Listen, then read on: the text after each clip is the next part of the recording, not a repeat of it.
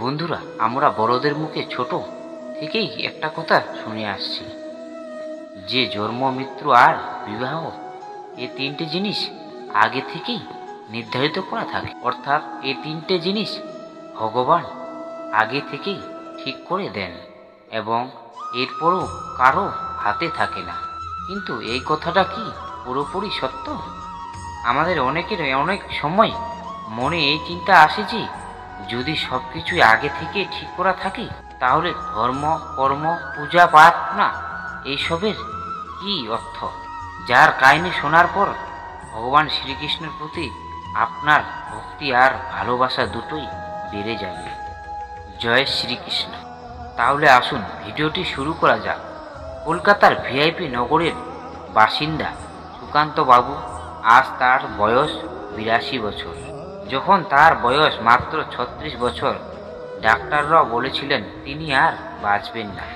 কিন্তু তিনি মৃত্যুকে জয় করেছিলেন ভগবান শ্রীকৃষ্ণের অপার করুণার ফলে। সুকান্ত বাবুর জন্মের সময় তার বাবা মা এক বিখ্যাত জ্যোতিষীকে দিয়ে সুকান্ত বাবুর কুষ্ঠি তৈরি করেছিলেন। জ্যোতিষী সেই কুষ্ঠিতে তৈরি করার পর সুকান্ত বাবুর মা বাবাকে জানান যে 34 থেকে 38 বছরের মধ্যে সুকান্ত বাবুর জীবনে মৃত্যু বিপদ ঘনিয়ে আসবে, যা কাটিয়ে ওঠার প্রায় অসম্ভব হয়ে উঠবে। সুকান্ত বাবুর মা বাবা তখন নিজের সন্তানের কুষ্ঠিতে মৃত্যু যোগ দেখে প্রচণ্ড ভয় পেয়ে গিয়েছিলেন।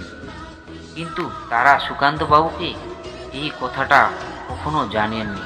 বাল্যকাল থেকে সুকান্ত বাবুর ভগবান শ্রীকৃষ্ণের প্রতি গভীর নিষ্ঠা ছিল। যখন তিনি প্রথমবার নিজের বাবা মায়ের সঙ্গে বৃন্দাবন যান তখন তার বয়স মাত্র 7 বছর। বৃন্দাবনে তার পরিবার এক সিদ্ধি সাধকের লাভ করেন, যিনি তাদের বলেছিলেন অনেক পূর্বে কর্মী কারণে একটি আর্তনা মানব জাতিতে জন্মগ্রহণ করতে পারেন।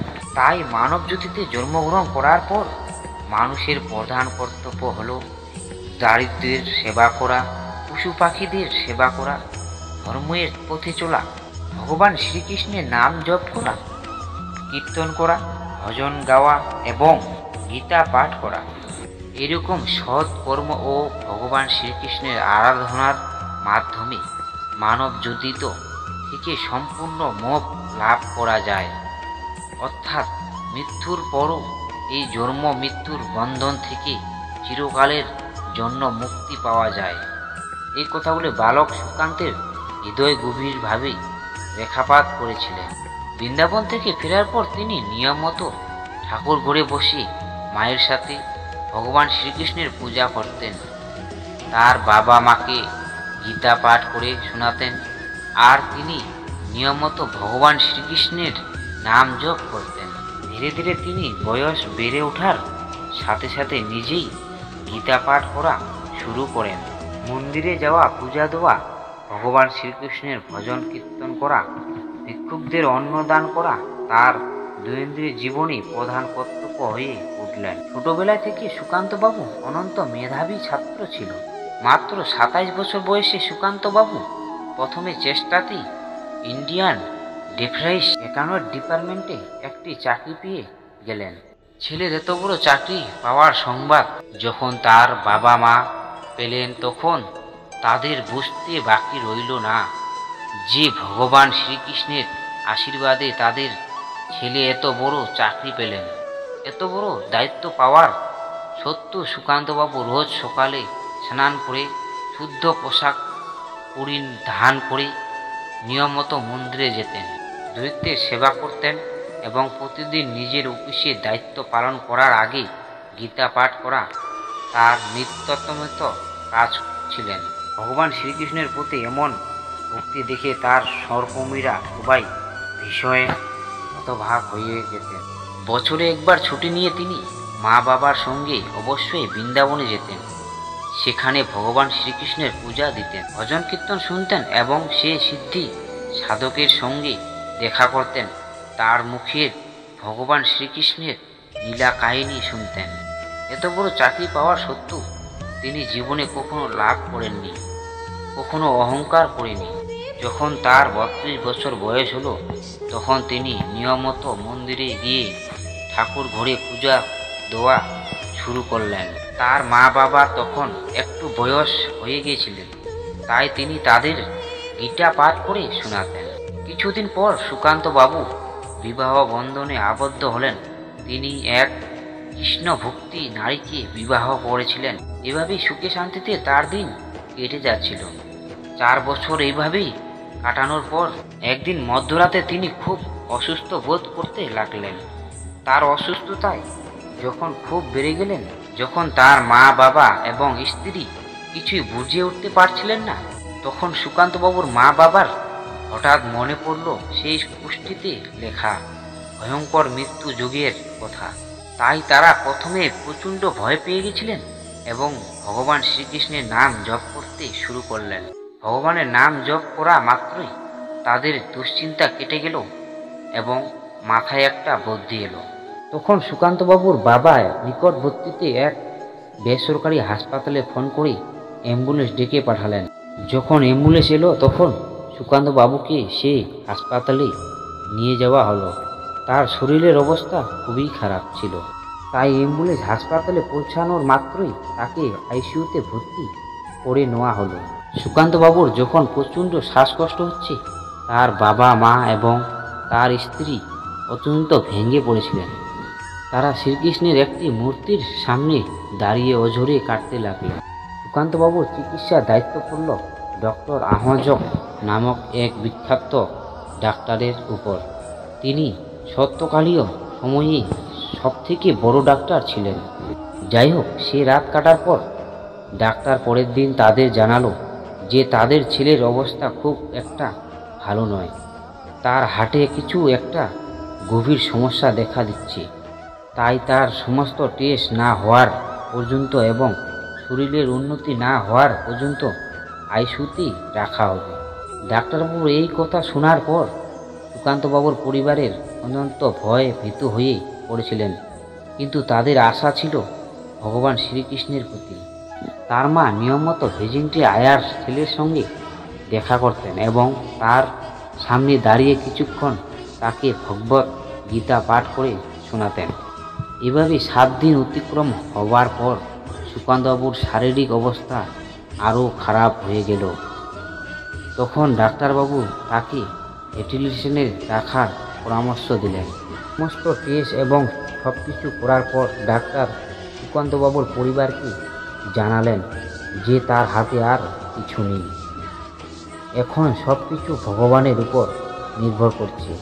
কিন্তু অভিশপ্তভাবে ডাক্তারের মুখে এই কথা শোনার পর সুকান্তবাবুর মা বাবা এবং স্ত্রী বিচলিত হলেন না, কারণ তাদের কঠোর বিশ্বাস ছিল ভগবান শ্রীকৃষ্ণের উপর। তারা প্রতিদিন ভোরবেলায় উঠে স্নান করে শুদ্ধ পোশাক পরে মন্দিরে যেতেন এবং ভগবান শ্রীকৃষ্ণের পূজা দিয়ে ভগবানের সামনে বসে সুকান্তবাবুর জন্য প্রার্থনা করতেন। সুকান্তবাবু অত্যন্ত ভালো স্বভাবের মানুষ ছিলেন, তাই প্রতিবেশীরাও তার জন্য প্রার্থনা করতেন। তার বাবা মা এবং তার স্ত্রী দীর্ঘক্ষণ শ্রীকৃষ্ণের দিকে তাকিয়ে বসে থাকতেন। আর তারপর একদিন পরম করুণায় ভগবান শ্রীকৃষ্ণ এমন লীলা দেখালেন যা শুনে আপনারা অবাক হয়ে যাবেন। ভেন্টিলেশন টানা 2 দিন অবচেতন হয়ে পড়ে থাকার পর সুকান্তবাবু হঠাৎ একদিন স্বপ্ন দেখলেন। স্বপ্নে তিনি দেখলেন তিনি অবচেতন হয়ে পড়ে আছেন এবং তার মাথায় হাত বুলিয়ে দিচ্ছেন স্বয়ং ভগবান শ্রীকৃষ্ণ। এই আশ্চর্য কথা তিনি সুস্থ হবার পরেই তার পরিবারকে জানান। এই দৃশ্য অনুভব করার পর তিনি ভগবান শ্রীকৃষ্ণের শপথ করার জন্য তার চোখ খুলে ফেললেন। এই চোখ খোলার দৃশ্য দেখে উপস্থিত নার্স দ্রুত ডাক্তারকে খবর দিল। ডাক্তার এসে সুকান্তবাবুকে দেখে খুবই অবাক হলেন, কারণ সুকান্তবাবুর সেই অবস্থায় চেতনা ফিরে পাওয়ার কোনো সম্ভাবনাই ছিল না। ডাক্তাররা দেখেন সুকান্তবাবু সচেতন অবস্থানে নিজের চারপাশে কিছু একটা দেখার চেষ্টা করছেন। সঙ্গে সঙ্গে তার পরীক্ষা করা হলো এবং সমস্ত কিছু টেস্ট করে জানা গেল যে সুকান্তবাবু শরীরের আগের থেকেও অনেকটা সুস্থ আছে। ডাক্তারবাবুরা এই ঘটনাকে মিরাকেল বলে সম্বোধনা করলেন। ও সুকান্ত বাবু, মা বাবা এবং স্ত্রী জানতেন এই সব কিছু সম্ভব হয়েছে ভগবান শ্রীকৃষ্ণের আশীর্বাদ। এই ঘটনার 4 দিন পর সম্পূর্ণভাবে সুস্থ হয়ে সুকান্তবাবু ডাক্তারকে এবং নিজের মা বাবাকে এই বিষয়ে ঘটনা খুলে বললেন। সেই ঘটনা শুনে ডাক্তারবাবু অবাক হয়ে বসে রইলেন, কারণ ডাক্তারবাবুও জীবনে এই ঘটনা সম্পূর্ণ নতুন এবং আনন্দদায়ক, যাকে তিনি মিরাকেল বলে সম্বোধনা করেছিলেন। 1 সপ্তাহ পর সুকান্তবাবু সম্পূর্ণ সুস্থ হয়ে বাড়ি ফিরে এলেন। তার কুষ্ঠের মৃত্যুর যোগ তিনি এভাবেই এড়িয়ে যেতে সক্ষম হয়েছিলেন।